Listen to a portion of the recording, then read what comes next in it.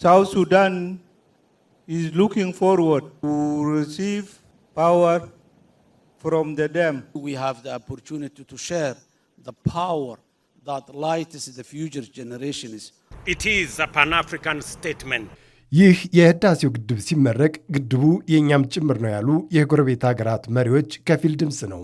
ይህ እንዳይሆን ብዙ የሰሩት ግብጽና አጀንዳ ተሸካሚዎቻቸው ታሪክ የሰሩትን ኢትዮጵያውያን ድላቸው እንዳይሰማ ፈልገው ነበርና ኑ መርቁልን የተባሉትን ጎረቤት ሀገራት እባካችሁ አትሂዱ በሚል ምልጃ ተጠምደው ነበር። ያም ሆኖ ግን አልተሳካላቸውም። እናም ሁለተኛ ሽንፈታቸውን በዚህ ጊዜ ተከናነቡ። አንድም በጉንደትና ጉራ፣ አንድም በህዳሴው ግድብ። እናም በዚህ ቀን ግብጾች ላይመለሱ ተሰበሩ። ጉባ ድረስ ከትመው ምርቃቱን ያደመቁት ጎረቤቶቻችን ኢትዮጵያ ሀገራቱን የእድገቷ መሰረትና የጋራ ብልጽግናዋ ማዕከል አድርጋ ትመለከታቸዋለችና ጥያቄያቸውም ፍሬ አፍርቷል። ኢትዮጵያ ስትለማ ጎረቤት ሀገራትም አብረው ይለማሉ፣ ያድጋሉ። ለዚህ ነው የቀጠናው ታላቅ ፕሮጀክትና የኢትዮጵያ ሀገረ መንግስት ግንባታ ተምሳሌት የሆነው የታላቁ የኢትዮጵያ ህዳሴ ግድብ ሲጠናቀቅ የኃይል አቅርቦቱ ከጎረቤት ጅቡቲ እስከ ካርቱምና ናይሮቢ ድረስ እንደ አዲስ አበባ ሁሉ ያደመቀው። በእርግጥ ይህ የጋራ ትስስር ችቦ እንዲሁ ዝም ብሎ የመጣ አይደለም። ጠቅላይ ሚኒስትር አብይ አህመድ ከ5 ዓመት በፊት ያስቀመጡት የቀጠናው የጋራ እድገት አቅጣጫ ቃል በተግባር ማሳያ ነው። ጎረቤቶቻችንና የአባይ ልጆች በአባይ ወንዝ የጋራ ተጠቃሚነት በሚያረጋግጥ ቀጠናዊ ትስስርን በሚያጠናክርና ሁሉንም አሸናፊ በሚያደርግ መንገድ ለመስራት ሁሌም ኢትዮጵያና ኢትዮጵያውያን ዝግጁ መሆናቸውን በድጋሚ ላረጋግጥላችሁ እወዳለሁ። ቀደም ሲል የነበረው የኢትዮጵያ የውጭ ግንኙነት ፖሊሲ የአፍሪካ ቀንድ ሀገራት በግጭት በጦርነትና በድህነት የሚታወቁ በመሆናቸው ለኢትዮጵያ ልማት ብዙም አስተዋጽኦ አይኖራቸውም በሚል እይታ የተቀመጠ ነበር። ያ አመለካከት ግን አሁን ታሪክ ሆኗል። ፖሊሲውም ጎረቤትን ያስቀደመና ልማቱንም የጋራ ያደረገ ሆኗል።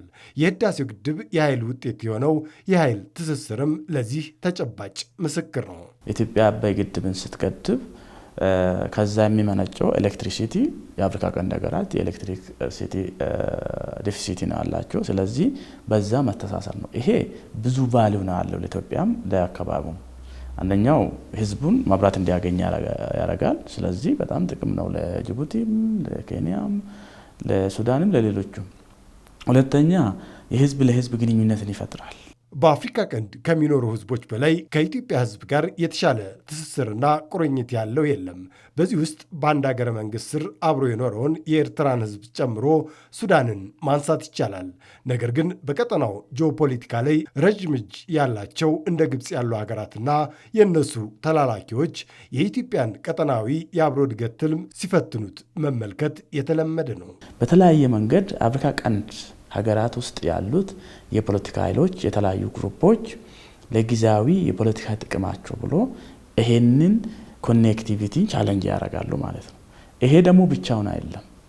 እነሱን ከጂኦፖለቲካ አንጻር የሚያዩት እነ ግብጽ፣ ሌሎቹም እንደ ኢትዮጵያ ያሉ ሀገራት ወደዛ እንዳይመጡ ትፈልጋለች ማለት ነው። ሌሎቹም በዛው ልክ በግልጽ የማይወጡ ግን ኢምፕሊሲትሊ ይሄንን የሚረዱት እዚህ ላይ ሰብሰብ ብሎ ተጽዕኖ ይፈጥራሉ ማለት ነው። በእርግጥ በቀጠናውም ሆነ በኢትዮጵያ ላይ የግብፅ የእጅ አዙር ጫናና የሐሰት ፕሮፓጋንዳ ረዥም ታሪክ ያለው ነው።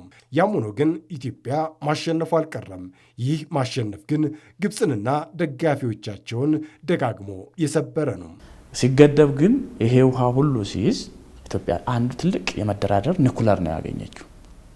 ይሄ ማለት ያንን ይዛ ሌሎቹ ላይ ተጽዕኖ መፍጠር ሳይሆን አሁን ግን ኢትዮጵያን ከኛ ጋር ትደራደር፣ ይሄን ጉዳይ ላይ እንዴት ነው ኦፕሬት የሚታረጉት፣ እንዴት ነው የሚሰሩት፣ እንዴት ነው የሚጠብቁት የሚለው እነሱ ነው ከኛ ጋር የሚደራደሩት ማለት ነውና የኢትዮጵያን የመደራደር አቅምን አንድ ስቴፕ ከፍ ያደረገው ይሄ ባይዘ ከ1875 እና 76 የጉንደት ጉራ የሚባሉት ጦርነት በኋላ ኢትዮጵያ ናይል ላይ ያላት የዲፕሎማሲ ፓራዳይም ሽፍት ያመጣው ትልቅ ፕሮጀክት ነው።